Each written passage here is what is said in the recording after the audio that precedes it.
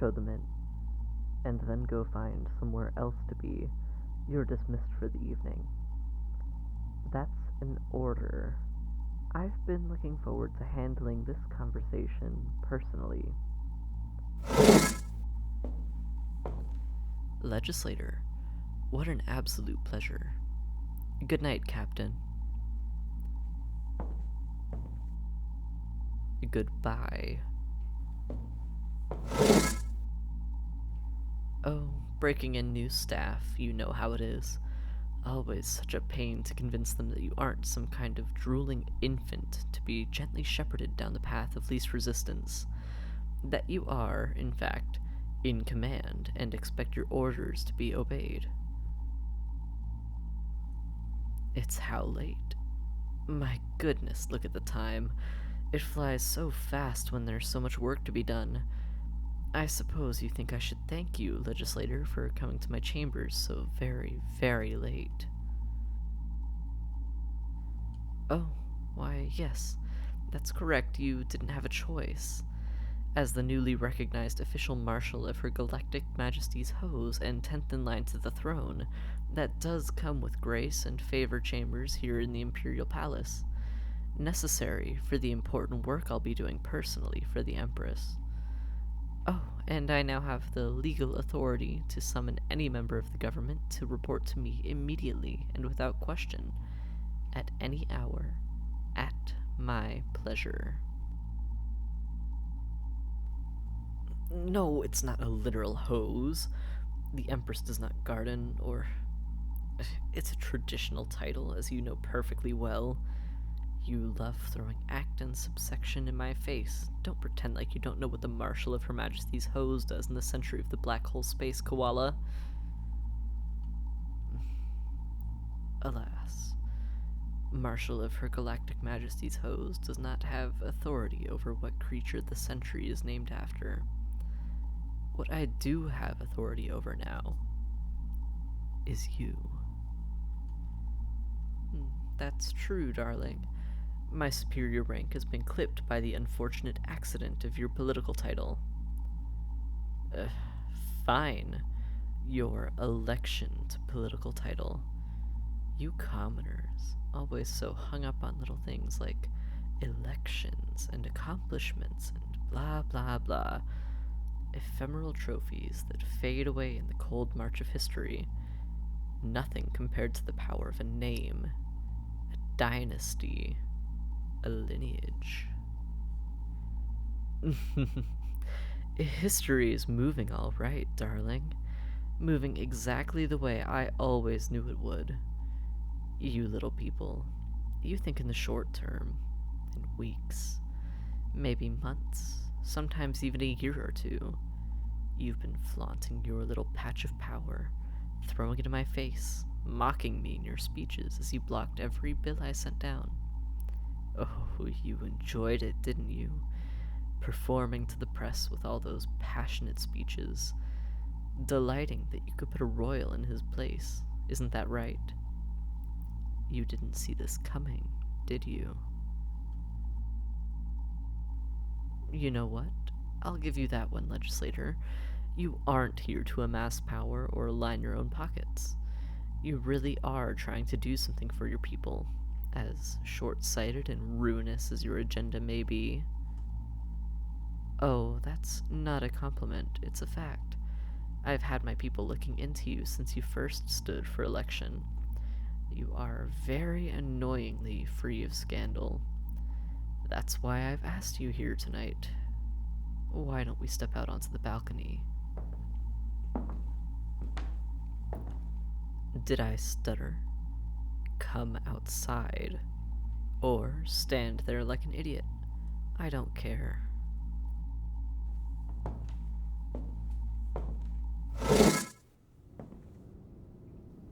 It is beautiful, yes.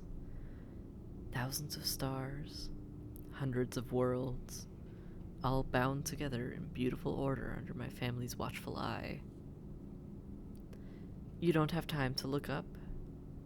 Oh, that's a shame, legislator. You should carve a minute or two out of that busy schedule of yours for the occasional bit of stargazing. because you aren't seeing the big picture. It takes time to build something like this, not weeks or months or even years. I am part of an unbroken line that is enacting a work of centuries, millennia, and I'm so very sad, legislator, that that work has made me your enemy when deep down we want the same thing. What's best for your people? What's best for my people? What's best for all of us? We should be allies, legislator, maybe even friends. There are many advantages to being my friend. No, I am not offering my support of your motion to discontinue the present labor arrangements in the Arxis Belt. Slavery is a ridiculous exaggeration. You and I both know those people are signing those contracts willingly, and that the companies have the obligation to offset the costs of supporting a labor force. I'm not here to argue with you about the details. Really? And how is it my perspective that's skewed? You think I'm so busy staring up at the stars that I don't see what's happening on the ground? Alright. I don't think I'm swaddling myself in luxury, but I can see how it sounds like I'm dismissing the suffering in the Arxis Belt as a detail. That was a bad choice of word. Let's take another look at that motion of yours. I've got a tablet here. Sit with me while I refresh my memory. No trick, we're having a conversation, legislator. Sit down, have some tea. Unless you've taken a moral stand against sitting comfortably and talking reasonably to high-ranking government officials. Good, pet. Too late. I'll approve of you if I like. Perhaps there is something we can work together on here in this motion. You're looking at me so suspiciously, legislator. Must my motivations be so suspect? Can't I just have been convinced by your passionate defense of the undefended? Fine. I'll support your motion to unwind the Arxis contracts. And in return, you'll withdraw your objection to my bill regarding the tax allocations to the Crown from corporate profits. It'll be a 1-2 punch, both of us sticking it to the man. I'm the man too. Very well, I'm the man. The corporate organizations are the man. I hate to break it to you, legislator, but you're the man now too. Oh no? You have power now. Power and connections. Who knows who's really behind you, what you're really trying to accomplish? Look at you, denouncing me in public and then taking surreptitious meetings in the middle of the night on my balcony. What will the newscasts say about this? Of course this is a trap, legislator. Of course you will declaim you were ordered to my rooms. But that won't stop the rumors, the stories. Can you imagine every media feed in the galaxy broadcasting pictures of you sipping tea from those imperially stamped tea saucers just hours after swearing enmity against royals? In fact, turn your head just a bit to the side so I can be sure my cameras are getting your best angle. Sit back down, legislator. I said sit.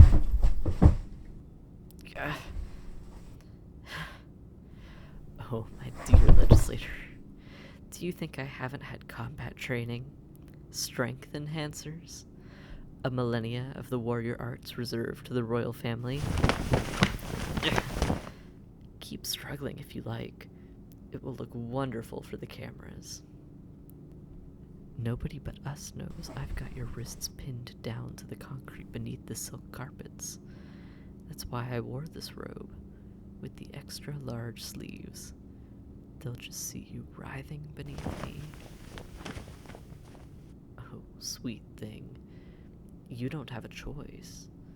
I mean, it's impressive you've avoided entanglements as long as you have, but Somebody like you always ends up under the thumb of someone like me.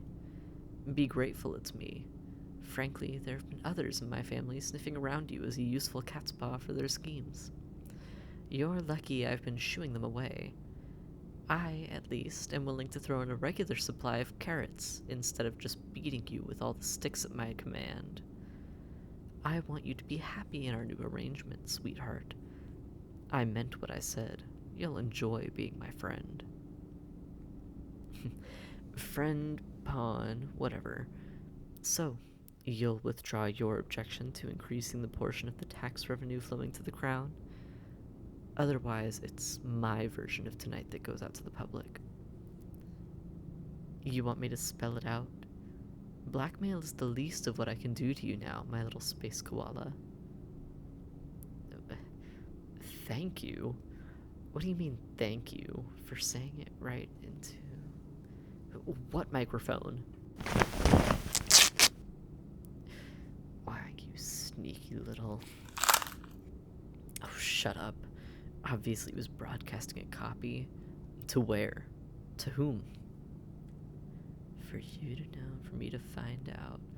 So, you aren't above a little blackmail of your own. All right, legislator. Well played. Now get out before... What do you mean, what deal? You're still willing to make one? For the sake of those laborers, what do you have in mind? That's an interesting offer, but I can't possibly throw my support behind your motion for the Arxis Belters for anything less than the full 2.1% tax revenue increase that I proposed. 0.8%. That's outrageous. Try 1.8. 1.7, and I will personally see the Arxis Belters are resettled in a free system. 1.5, and I'll give you the names of the other royals sniffing around you. Then your terms are agreeable, legislator. It's Lady Waystrom and that little bitch Grooft you need to look out for. Grooft has bought off your press secretary. You know, Grooft. Prince of Iserstrom. I guess Grooft is a family nickname. Anyway, as a show of good faith, I will make the first public move tomorrow morning to announce my support of your motion. I expect you to reply within 8 hours, or this deal is null and void. Fair? Then so be it. What a pleasure to legislate with you. Now, where do you think you're going? You can't leave. Not until I formally dismiss you. That's true, our business is concluded. But you played your hand, legislator. The microphone is destroyed. And here you stand, all flushed and disheveled, at my command and at my mercy. This must be what they mean when they talk about power corrupting. I'm having some very corrupting ideas about what to do with you right now. Stars eternal, look at you blush. Too adorable. On your way, my legislator. We'll call this round a draw, but I do look forward to the next time our blades cross. I've got my eye on you, always.